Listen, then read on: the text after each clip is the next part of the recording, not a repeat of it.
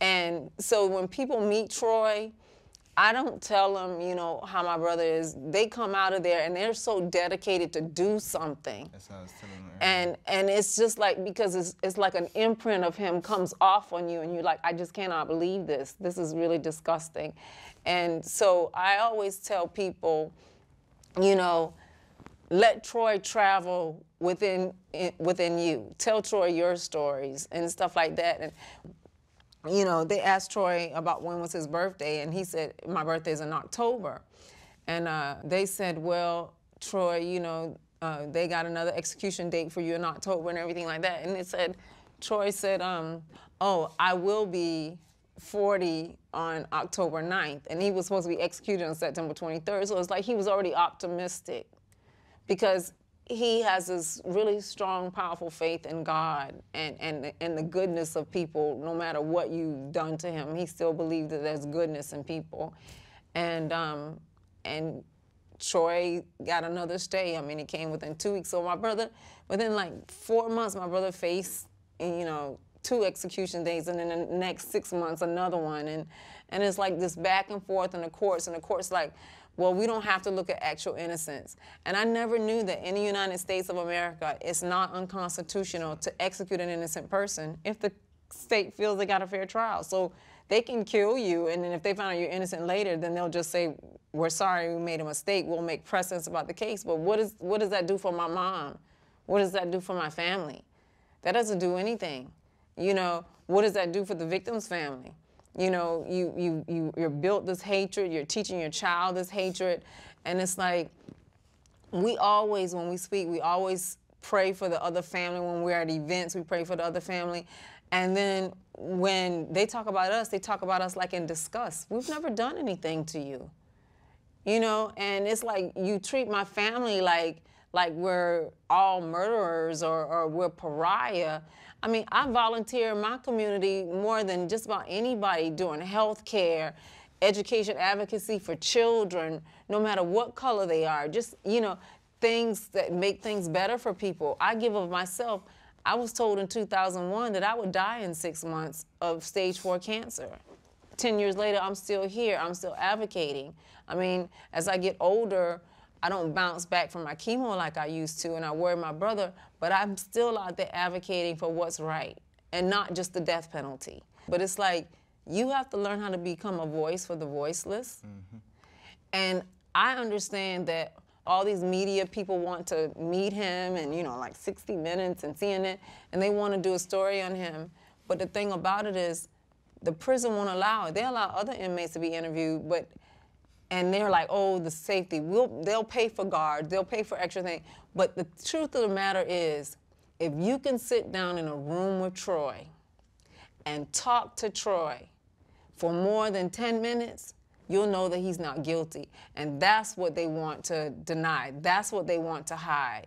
Because if you can take and put his voice and his face together and his personality, it's no way that you can kill him, because what happens is they've dehumanized him, and giving him an opportunity to speak for himself gives him a human face and a personality, and then people have a hard problem saying they're going to kill somebody like that. And I was telling them earlier that when I used to go visit Troy when I was like little and I was a baby, I used to go visit Troy.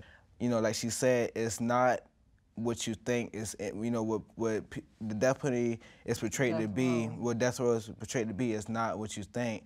But you have to really just go there and sit there and actually talk to these guys and just listen to their stories, because once you listen to their stories, then you're halfway walking in their shoes, and then you can understand where they're coming from and how they feel, and then you'll have both sides of the story looking in. Because it's a selective process when it's put on death row. They try really hard not to get attached to one another, because they never know when somebody, excuse me, they never know when somebody's going to die. And, you know, it's really, you know, funny when the guards know him when he walks in. If I come to visit and he's not with me, the guard, where's Dejan?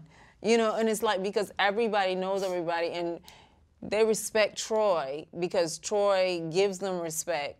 Also, like a lot of the guards, they actually, my mom told me a lot of guards actually somewhat quit their jobs because because of like when he had these execution dates and stuff like that, the guards didn't have to do anything with it because they was reading Troy's story when they really wasn't supposed to be getting their own opinion about things on death row, but they was reading Troy's story and actually getting the facts. And when they knew about the facts, they didn't even want to be in that situation, be a part of it. So that kind of made to the family, that kind of made like a very powerful statement that it's not just it's not just the people outside of the jail, it's the people inside also that are getting their, point of view and looking at Troy from who he is, because when Troy first came in there, no one really knew him. But it just by him being who he is, no matter where he is, and by people realizing that and seeing him and trying to talk to him, they, know him. And so it's a very powerful thing that Troy gives off to people.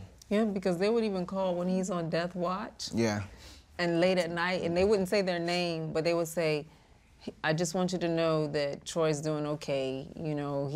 He's on death watch. We're making sure he's warm, he has food, and, he's okay. And, I mean, that's just a powerful thing, and it puts you kind of like at ease because all you can think about is them being in this small little tiny place and waiting to be killed. And, I mean, there were even times where he said that guards have come and prayed with him. Yeah, 'cause I remember the other death watch he was on, he said the guard actually came there and like stood there for like a good 30 minutes and then they just sat there and prayed together. Yeah. I'm here to sit at the table to talk about what's wrong with this system, and not in an argumentative way, but to build dialogue so that people can understand that this has got to stop. When I first started doing this work really strong as a national chair of the program to abolish the death penalty and working with the National Week of Faith in Action, I never thought I would see an end to the juvenile death penalty, but we saw it. I never thought I would see an end to executing mentally retarded people, but we saw it. But we still have states like Georgia and Texas who get around it because they don't deem what's mentally retarded, so they can still put people who are mentally handicapped on death row. It's like a tall redwood, a strong tree, but we're chopping it down one axe at a time. And right now we got people with axes all around the tree, and we're just chopping and chopping, and it's gonna fall. And the thing about it is that we live in a country that would much rather be punitive than to educate its own young people. You got kids standing on the corner because they have nothing to do. You got kids being put out of school because they're not wearing a uniform right. And it's like, there are no jobs for people who are educated. What do you think about the people who are uneducated? And so we're creating the behaviors that breed crime. And then when certain people commit those crimes, they're pariah and you lock them away from life. Other people commit these crimes and they're rich and they can pay for these lawyers or whatever. And it's like, justice is what you pay for in this country. The more money you have, the more justice you may get, and that's an injustice to us all. But what we have to do is we have to stop taking polls of, the death penalty is down, forget all of that. What we have to do is we have to get out into the communities and we have to educate people. Some people don't even know what a human right or a civil right is. So they don't even know when you're taking it away from them, and we have in Georgia, we have white male judges who've been on the bench since the 50s and 60s before the civil rights movement.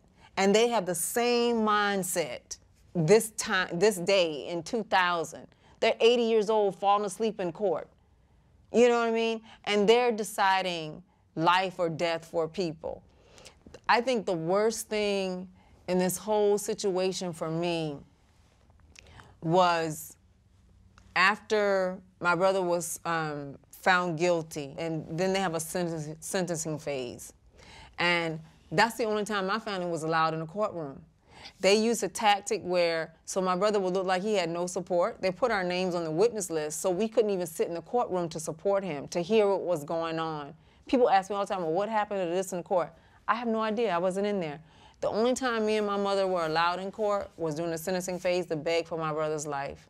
I have never begged for anything in all my life, and it's one of the most degrading things because it's like, no matter what you say, the prosecutor is gonna say you're a liar. you're a liar because you're lying for a murderer, and this family's lost this and this family. What about what my family's lost?